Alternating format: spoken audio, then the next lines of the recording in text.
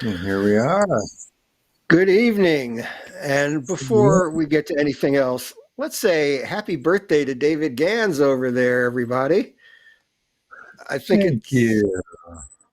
I think it's very considerate of Dead and Company and about 17,000 of your friends to throw a party for you tonight at the Hollywood Bowl. I'm pretty having a pretty good day already. It all started yesterday during my daily live stream when a bunch of my regular fans in the green room conspired with my wife to deliver a birthday cake in the middle of my set. And I happily saved that for this evening. Once we get this show launched, I'm going back downstairs to the living room where Rita and I have four of our closest friends ready to commence dancing to celebrate the birthday. We're going to eat that cake that was delivered yesterday. But we're really Wonderful. excited. This tour is about to, it's not tapering off at all. As near as I can tell, it's still at escape velocity as we approach the end of the scheduled time together. Indeed. And 3 shows to go at one of the world's iconic venues, the Hollywood Bowl, which has Grateful Dead history, as well as Beatles history and LA Philharmonic history and Frank Sinatra history and all that. And it's always been a great place to see the Grateful Dead or some of the descendant bands like Dead and Company. I've seen them at the Bowl several times now. And really looking forward to this. And I'm sure the band is as well. They're going to try to go out in fine style, which they've already established throughout this tour. So we're looking forward to it. We want to tell you that we are here in part to encourage you to check out nugs.net, who are bringing you this either the complete show or the free preview, if that's how you're watching it right now. There are free previews available of the first song of each set on YouTube or Facebook Live. And you can check it out. Usually that first song, especially on this tour, has been enough to entice people to want to check out more of the show. So you can do that by going to livedead.co. And if you just catch this preview of the first set or the preview of the second set, you can then purchase the show and go back and watch the whole thing. And you have 48 hours to watch it over and over again, as many times as you want. So Let me pretty good deal. let me Go ahead. let me reassure you, friends. You might suspect that possibly this band is going to just do their very, very best song in that beginning of the set, and then they're just going to like taper off for the rest of it once they've got you locked in. Gary and I can tell you from close personal experience, because we've watched this entire tour, that ain't what's happening here. The first song is just the beginning of things. It's gotten better and better and better. Songs keep moving around from the first set to the second set and things like that, and the musicians just get deeper and deeper in their conversations with each other. And so I'm just here to tell you, hey, the lights are out. Showtime. Go enjoy the buddy. Halftime. We'll see you in a few minutes. Well, we'll talk about that set in a little bit because there's plenty to talk about there. But we want to bring in our guest pretty quickly because we have a limited window of time with him. Let me just say that today, October 29th, is the 6th anniversary of the very first Dead and Company show ever in Albany, New York. And we've got someone who is there and has been there every step of the way. Please welcome our friend, John Mayer. Huh. Oh my gosh. There is a very good chance I won't be able to hear you. Everything you just said was garbled, and I hope that the gods of Zoom will prevail. Can you hear me? Yeah. We can hear you loud and clear. You're So far. Okay. We're going to go for it. Okay. How are you guys? Okay. We're great. We're having a great time. Great. We're so happy to have you here, John. I'm still on the couch that you helped make famous right here at home. And and we love a jacquard. Yes, we love a jacquard. He says that's the what this kind of fabric thing is called, and we don't ever doubt John on his textile expertise. But anyway, let's get away from that and talk about this band and this tour. David and I have been watching this thing with our jaws on the floor. The consistency, the depth of the playing, the depth of the conversation. How are you feeling about it? The consistency thing I vibe with. I go, yes, I'm feeling that. You know, we're sort of we've struck the balance now finally between keeping the genetics correct, but also taking the ship to lots of places, but it's still the right ship, you know. Everyone's on the same boat now, and now we all get to go places together. And yeah. Well said, sir. I like that. You know, we've raved about this every night, how new ideas keep getting injected into places in the music that were fairly standard, you know, over the years. Cumberland Blues being a shining example of that, moving it into the post drum slot and finding improvisational possibilities in that song that we never thought about too much because it was Cumberland Blues. I always think of Cumberland as a country got my mojo working. I'm always playing it like got my mojo. So that's, you know, every song I have a bunch of like index cards in my head as I play. And that's one of them. I'll share that one with you. I'm always going. So to me, I'm going, I got my mojo working. And that's really where I'm coming from that whole time. I'm almost playing the guitar like an organ, like I'm trying to like pump a B3. It also reminds me, remember the theme to Family Feud? Like those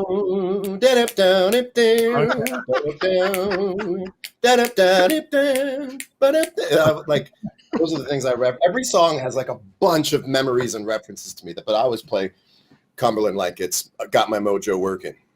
See, that's the thing that makes this music work, is that everybody comes into it with their own external reference. You know, like you've got the structure of the songs, but you're also bringing in all of this color and texture and stuff that you picked up in other places.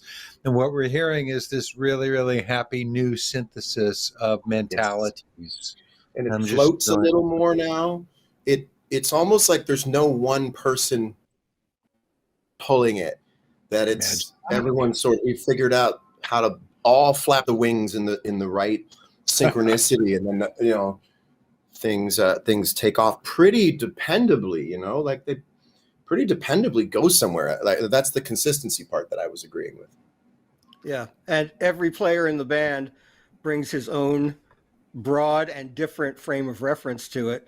You know, you were talking about mojo working on some of those really extended forays into Cumberland.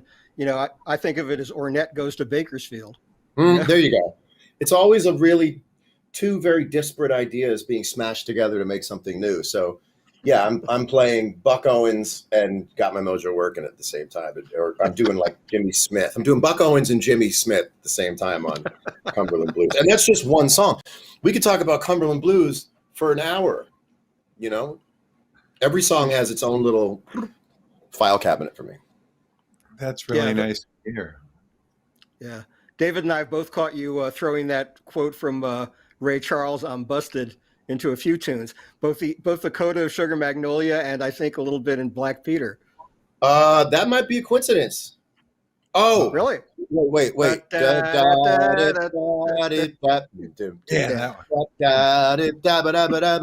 I'm thinking in that moment, like a swinging horn band right there. That's right. Yeah. That's right. You're right. Those are the two times I do it, because it's that final chord on Sugar Magnolia. I do swing it. And also, there's a bass line that I play on the guitar in Black Peter, and it goes dong ba do dee do dee do, which is the coolest blues bass line. It's from a Buddy Guy song. I forget which song it is. I got a new love indeed. Oh, and it's good to me.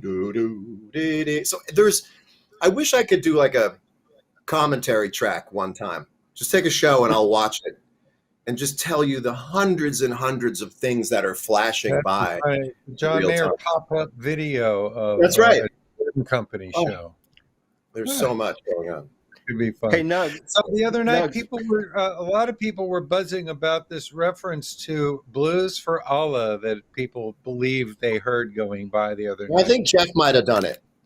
Yeah. I'm an honest dude. I'm not familiar enough with every move on it to follow him. And but that was the talk, is that he had sort of thrown that in. I've thrown a couple things in that people just have not caught, which is interesting. The other night, I want to say it was one of the Denver shows, I played the theme to the video game Halo. And I believe I took a microscopic bow afterwards, like, thank you, I'm very proud of you. It could have been it could have been space. It was probably space. Yeah.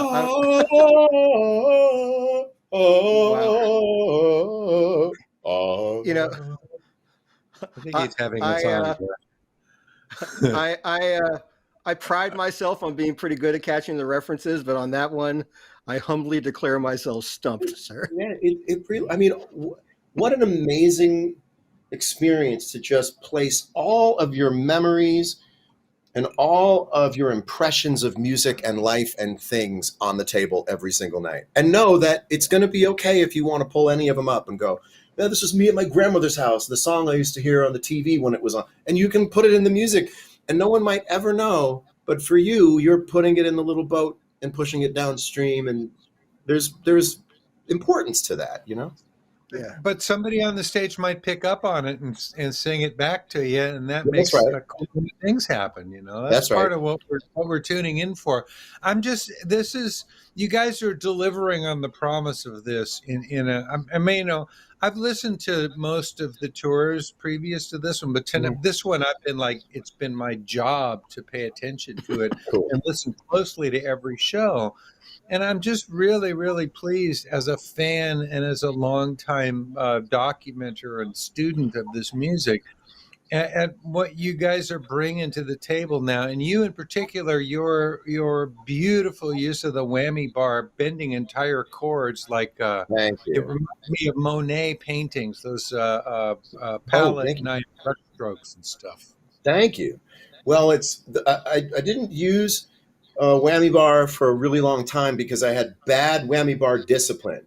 That's why I don't like wah pedals either. They're hard to not use, and as soon as your hand starts going for whammy bar, you can't stop. But I've had a very good time lately. And you'll see me sometimes go like, okay, enough, and I'll like move it out of my way so I'm not tempted to keep playing it.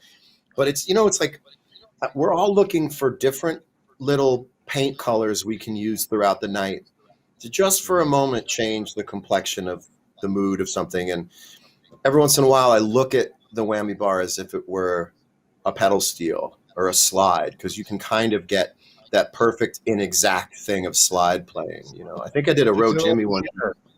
What's that? Gives it a little shimmer, beautiful shimmer.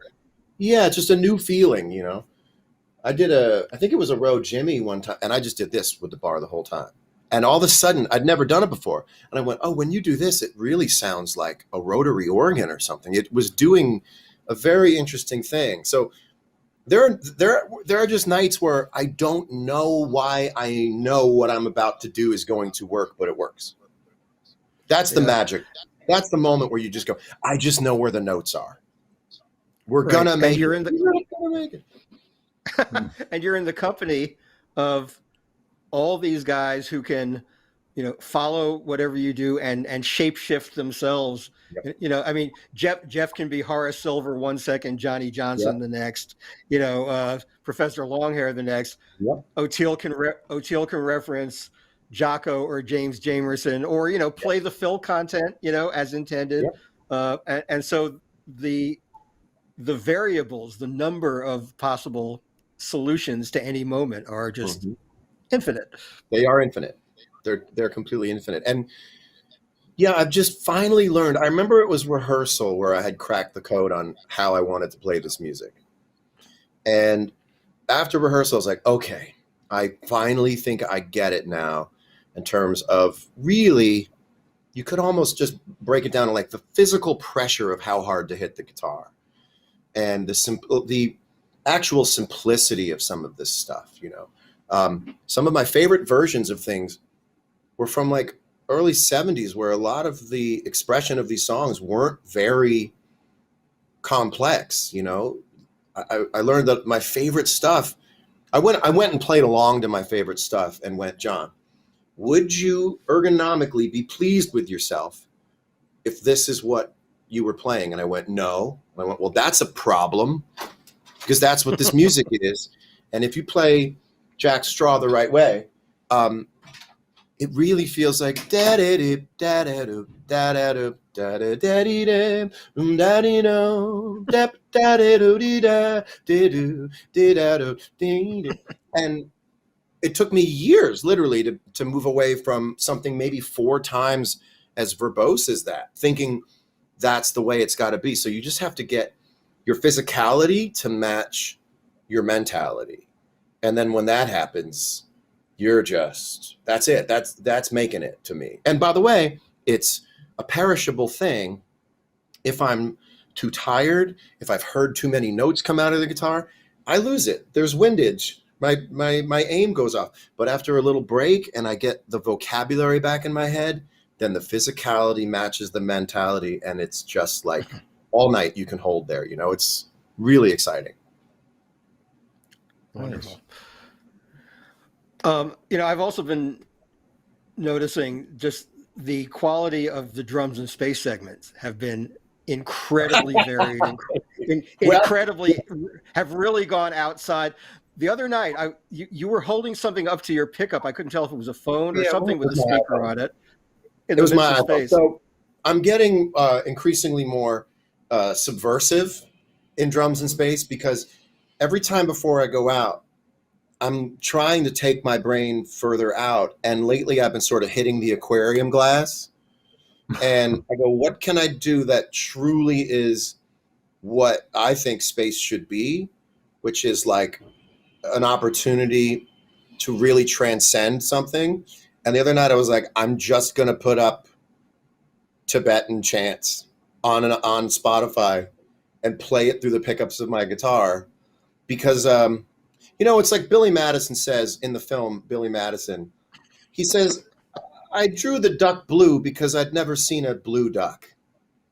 And that's what I think space is for. I'd never seen anyone play a kind of a chant music through the guitar, through the delay pedal and all the effects of the guitar. So really all that's different is the sound source, but the rest of it's coming through my amp. So if it didn't work, it didn't work. But I see that as an 8-minute laboratory. Yeah. You know? As well it should be. It's been fun hearing you guys kind of breathe new life into that, because it's free form and it's like a random free association musically of pinging ideas around and stuff. Right. And it's really fun. I mean, it's the thing is just everybody. It just feels like everybody's properly engaged and really committed to doing it for real and fresh every time, and that just comes across really nicely to these jaded old fucks you're talking to right now. Thank you. You know what it's like? It's a little bit like, this is actually a perfect analogy. It's a little bit like every night space to me is like what Bart Simpson draws on the chalkboard every episode of The Simpsons. It's a new opportunity, or the way the Simpsons all crush down into the couch and what happens at that moment. That really is to me like, well, what can our characters do tonight that will make people go, hadn't seen that one before. So maybe we have to get further. Couch gag. This is new information right here for the historians. Again, that's how I see it. Is the Simpsons couch gag is space if you're doing it right. Yeah, and I've got to say, your pop culture references are really on point tonight. We've had Halo, we've had The Simpsons, we've had the Family Feud theme. Yes, man. I mean, look, I have no claim to some highbrow thing in this life. I am not haughty. I am a latchkey kid who grew up watching all these things. I mean, some of my earliest experiences of listening to records were playing video games with their volume down, listening to records, and just tripping out to. I mean, that's the best way to just listen. I wouldn't even listen to video game music, although I can play a couple of video game songs on my guitar too. So I don't know. I'm just all over the place. Jaco Pastorius once told me he learned to play bass by playing along with TV theme songs. And he said, you know, from I Love Lucy, I got Latin music. From Dick Van Dyke, I got swing. Yes. You know, and he just named all these reference points, and that's it's all in there. It's all there in pop Super Mario Brothers has a bunch of different vibes. You know, you've got Charleston. Then you've got some swing. The underwater music was always like it's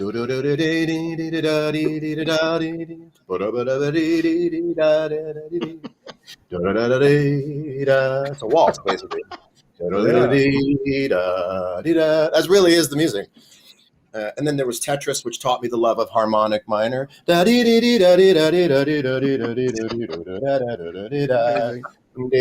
Everyone.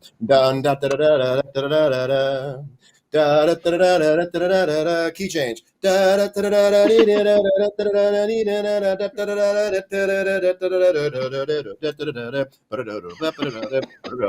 bars, and then it loops. And this, friends, is why you should always tune into the Nugsnet feed between sets. You never know what you're going to learn. You knew what you get with Lambert Gans. Hey, John. Yes. A few minutes ago, David mentioned that watching these shows has been our job, and what a pleasurable job.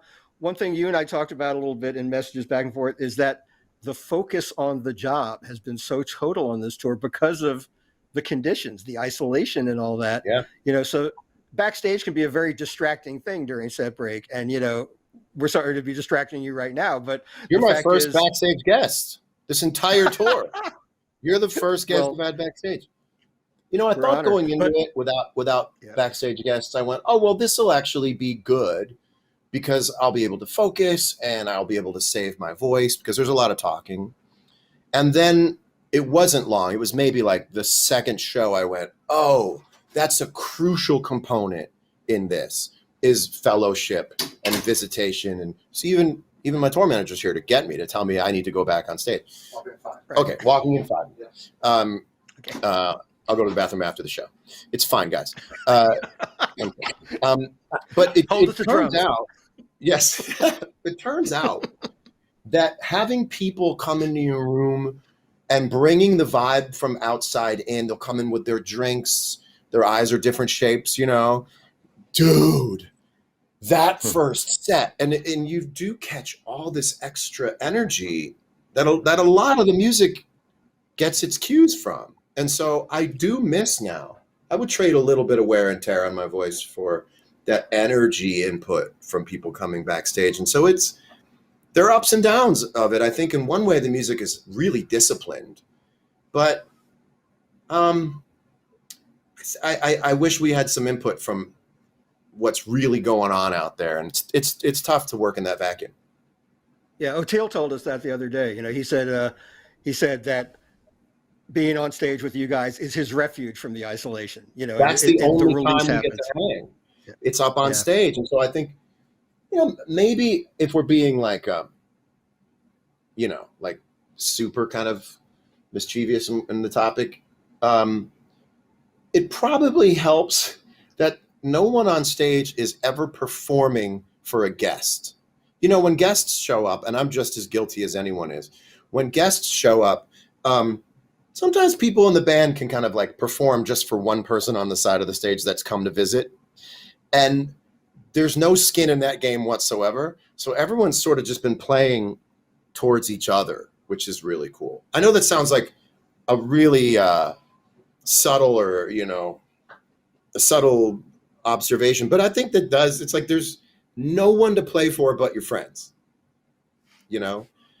You're not taking the stage as a result of being amped up from all these people. You're going like, let's enter the music because that's the only time we get to go outside is to run around in these songs. Right.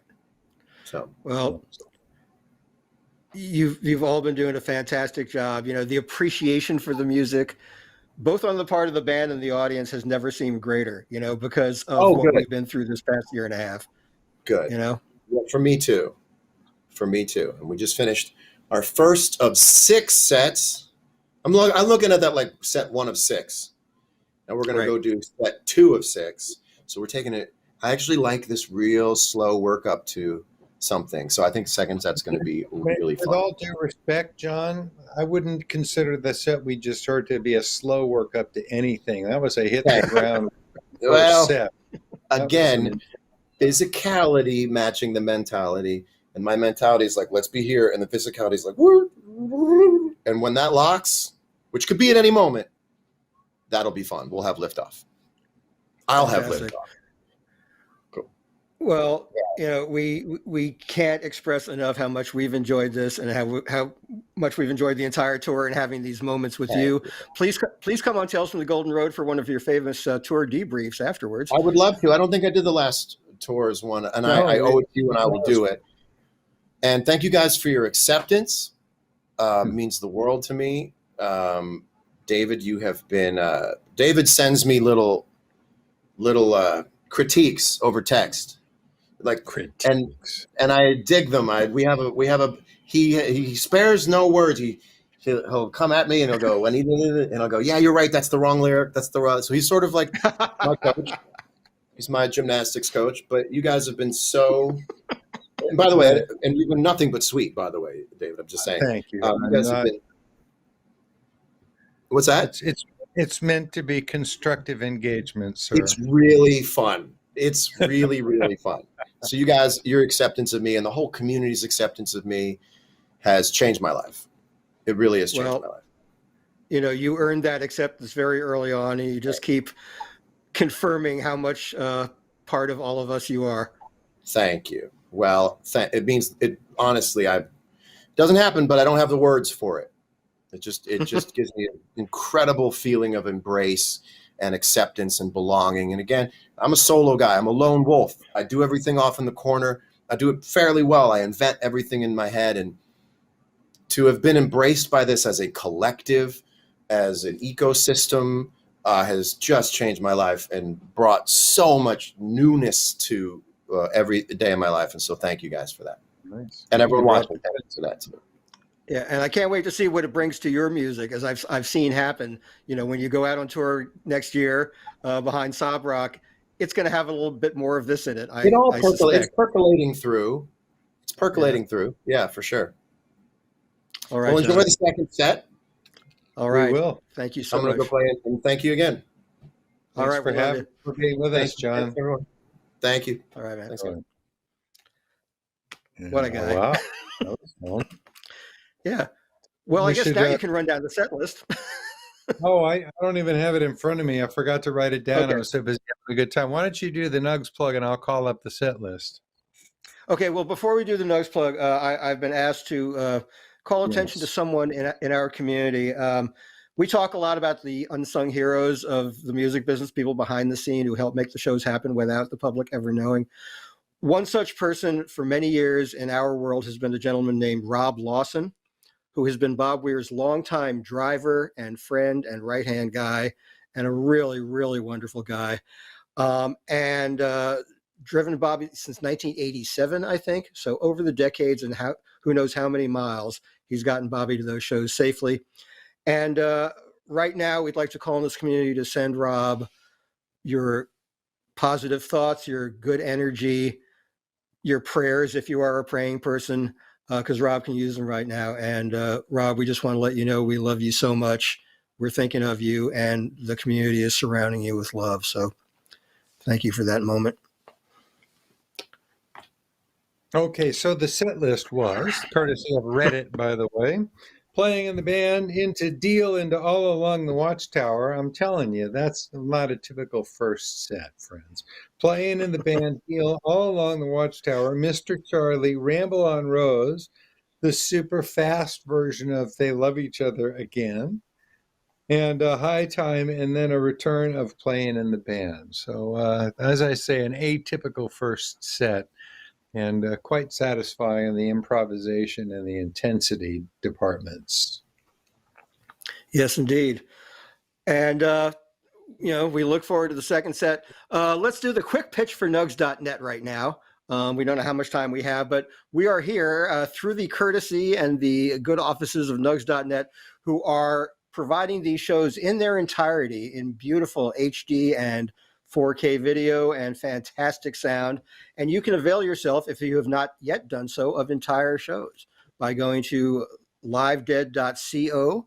And that you can purchase the entire tour. You can purchase individual shows a la carte, and you can watch each show for 48 hours after you commence watching it. So you have a feast of great viewing and listening ahead of you. And you can also find out about the vast abundance of things nugs.net offers by Dead and Company, by other artists. They have a streaming service. They have downloads. They have all kinds of ways you can access a fantastic library of music. So we recommend you do that heartily. We do indeed.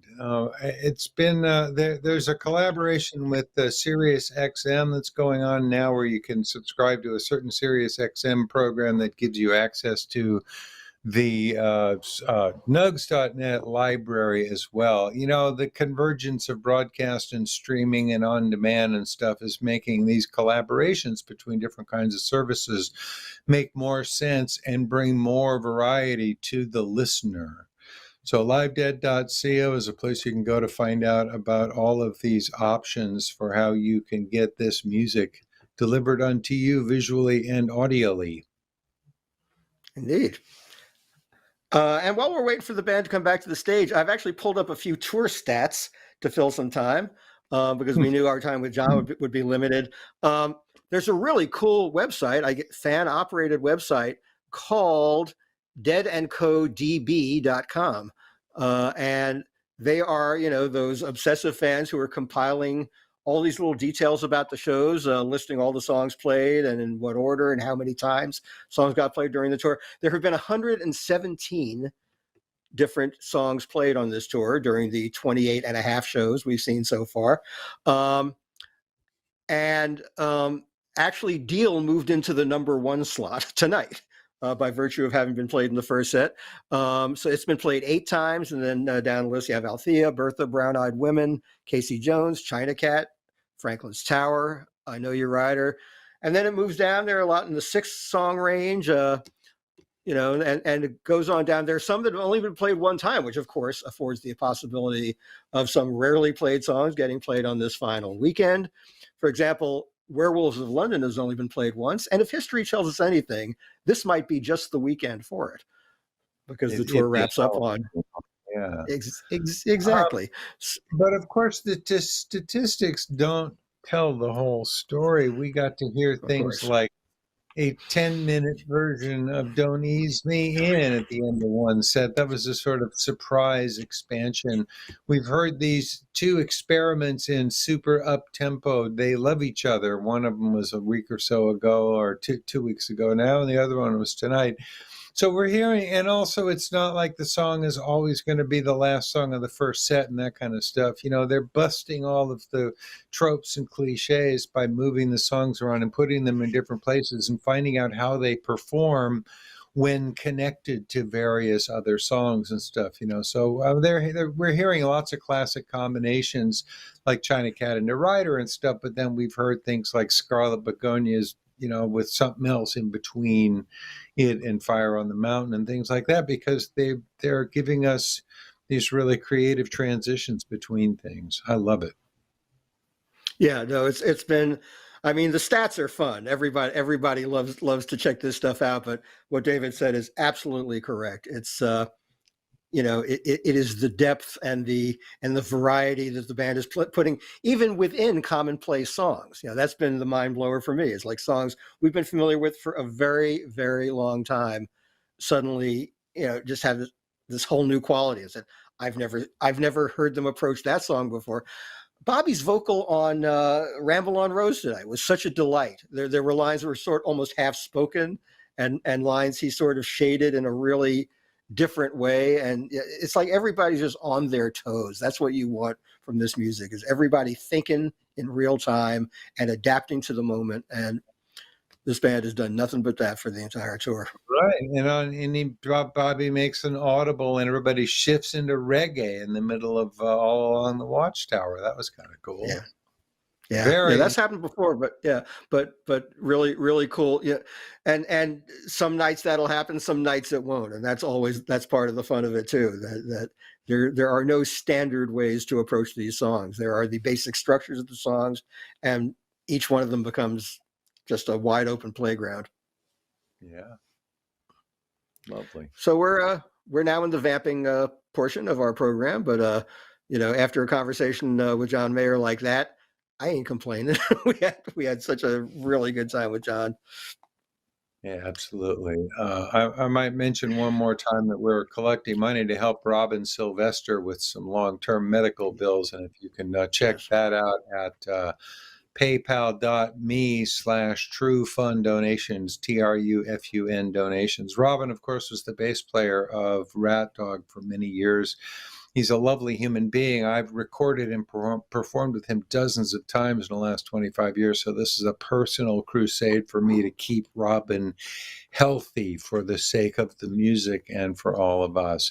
So if you can kick in a few bucks to help him, we've got a long-term goal of $100,000, and we're about a third of the way there. PayPal.me/TrueFund donations if you can kick in a few bucks for Robin. Thank you.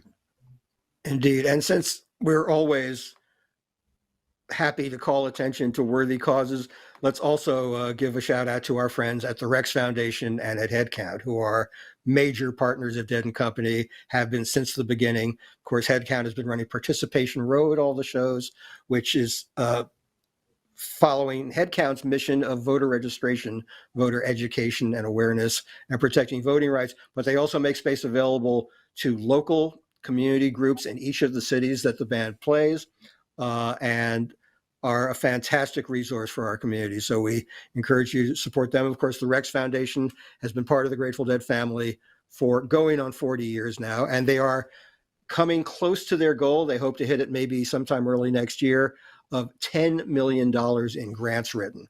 And those grants go to everything from arts endeavors to environmental causes to educational initiatives. You can go to rexfoundation.org, of course, and find out what they're doing. Find out how you can both donate directly or how you can volunteer to help out good causes. And of course, you can always go to shows that are benefits of the Rex Foundation or where the artists are kicking down some money to the Rex Foundation, as so many bands have done. It used to be a strictly Grateful Dead enterprise, and now the entire DeadHead and jam band community has kind of chipped in and become supporters of Rex as well, and that's a wonderful thing. Yes, indeed. And you can also, lights are out. It's time to go back to the show. Enjoy the music, everybody. We'll talk to you tomorrow evening.